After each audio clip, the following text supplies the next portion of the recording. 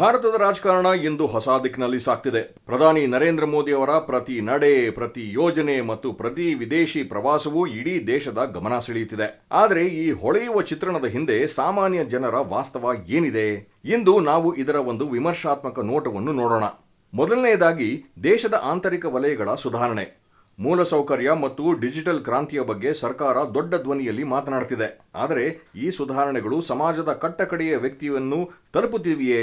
ಉದ್ಯೋಗ ಸೃಷ್ಟಿಯ ಭರವಸೆಗಳು ಅಂಕಿ ಅಂಶಗಳಲ್ಲಿ ಮಾತ್ರ ಕಾಣುತ್ತಿವೆಯೇ ಹೊರತು ಬೀದಿಯಲ್ಲಿರುವ ಯುವಕರ ಕೈಗೆ ಕೆಲಸ ಸಿಗುತ್ತಿಲ್ಲ ಎಂಬುದು ಇಂದಿನ ಕಹಿ ಸತ್ಯ. ಮತ್ತೊಂದೆಡೆ, ದೇಶದಲ್ಲಿ ತೈಲ ಬೆಲೆ ಗಗನಕ್ಕೇರ್ತಿದೆ.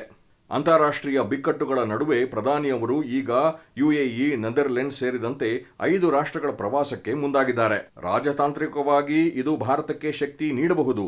ಆದರೆ ಈ ಭೇಟಿಗಳು ಹಸಿರು ಇಂಧನದ ಬಗ್ಗೆ ಒಪ್ಪಂದ ಮಾಡಿಕೊಂಡರೂ ಸಾಮಾನ್ಯ ಮನುಷ್ಯನ ದಿನನಿತ್ಯದ ಬದುಕಿನ ಬೆಲೆ ಏರಿಕೆಗೆ ಪರಿಹಾರ ನೀಡುತ್ತವೆಯೇ? ವಿದೇಶಾಂಗ ನೀತಿಯಲ್ಲಿನ ಯಶಸ್ಸು ಖಂಡಿತ ಸ್ವಾಗತಾರ್ಹ. ಆದರೆ ಆಡಳಿತವು ಕೇವಲ ಮನವಿಗಳಿಗೆ ಅಥವಾ ಘೋಷಣೆಗಳಿಗೆ ಸೀಮಿತವಾಗಬಾರದು. ರಷ್ಯಾ ಯುಕ್ರೇನ್ ಯುದ್ಧದಂತಹ ಜಾಗತಿಕ ವಿದ್ಯಮಾನಗಳ ನೆಪದಲ್ಲಿ ದೇಶೀಯ ಆರ್ಥಿಕ ಅಸ್ಥಿರತೆಯನ್ನು ಸಮರ್ಥಿಸಿಕೊಳ್ಳುವುದು ಎಷ್ಟು ಸರಿ? ಸರ್ಕಾರವು ಪಾರದರ್ಶಕತೆ ಮತ್ತು ಜವಾಬ್ದಾರಿಯನ್ನು ಹೊರಬೇಕಾದ ಸಮಯವಿದು. ಕೊನೆಯದಾಗಿ ಹೇಳುವುದಾದರೆ, ಭಾರತವು ಜಾಗತಿಕ ಭೂಪಟದಲ್ಲಿ ಪ್ರಬಲವಾಗಿ ಬೆಳೆಯುತ್ತಿದೆ ಎಂಬುದು ನಿಜ.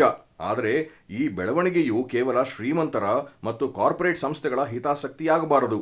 ರೈತರು, ಸಣ್ಣ ಉದ್ಯಮಿಗಳು ಮತ್ತು ಮಧ್ಯಮ ವರ್ಗದವರ ಹಿತಾಸಕ್ತಿಗಳು ಬಲಿಯಾದಾಗ ಯಾವುದೇ ಪ್ರಗತಿ ಪರಿಪೂರ್ಣವಲ್ಲ.